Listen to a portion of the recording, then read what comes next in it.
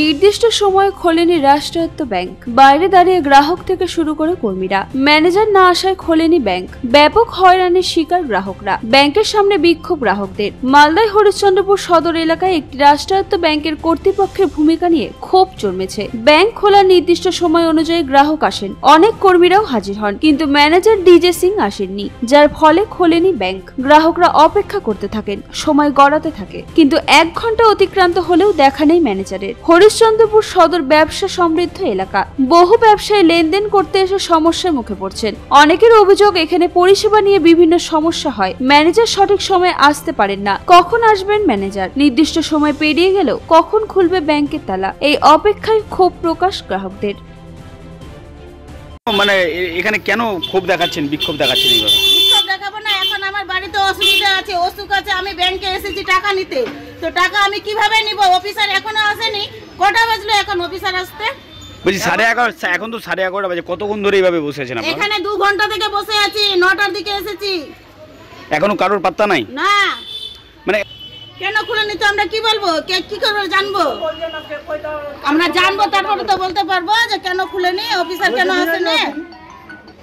না, কারো হোশ নাই। শ্বশুর বাড়িতে নিমন্ত্রণ খেতে আসলো। এখন কটা বাজলো? এখন আমার রুগী আছে বাড়ি থেকে, আমি কিভাবে রুগীকে বাঁচাবো, কিভাবে টাকা তুলবো? হাসপাতালে ভর্তি আছে রোগী? হ্যাঁ, হসপিটালে ভর্তি আছে। বলছি কি নাম আপনার? আমার নাম দুলেনা বিবি। বাড়ি কোথায়? বাড়ি সিমলা।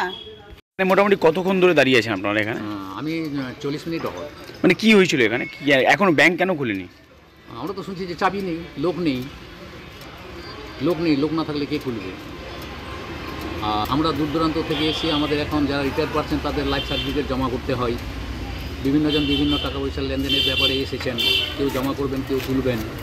তাতে যদি এই অবস্থা থাকে, আজকে শুক্রবারের দিন, মোহামেডানদের আজকে নমাজের দিন, বিভিন্নজন বিভিন্ন রকম সময় হাতে করে নিয়ে এসছে, শর্ট টাইম। তো এখানে এসে আমরা শুনছি কোনো কর্তৃপক্ষই নেই, মানে আসেই নি কেউ নেই। স্টাফরাও তো দাঁড়িয়ে আছে ওখানে। তারপরে বলছে যে চাবি নেই। এখন জানি না চাবি কে নিয়ে আসবে। এইভাবে যদি ব্যাংকের এই অবস্থা হয়, তাহলে আমাদের জনসাধারণের কী অবস্থা হবে? গাফলতি তো অবশ্যই। যেখানে 10টায় অফিস খোলার কথা, ব্যাংক খোলার কথা, সেখানে এখন ধরুন 11:30 বা 11টা বাজতে যাচ্ছে। এতক্ষণ ধরে আমরাও হয়রান হচ্ছি, ব্যাংক কর্তৃপক্ষেও গাফলতি দেখাচ্ছে। তো এটা তো আমাদের পক্ষে শুভ লক্ষণ নয়। মানে না, অবশ্যই না, অবশ্যই হেনস্থা হচ্ছি। আপনার নাম? আমার নাম মোহাম্মদ ইলিয়াস, রিটায়ার্ড পার্সন।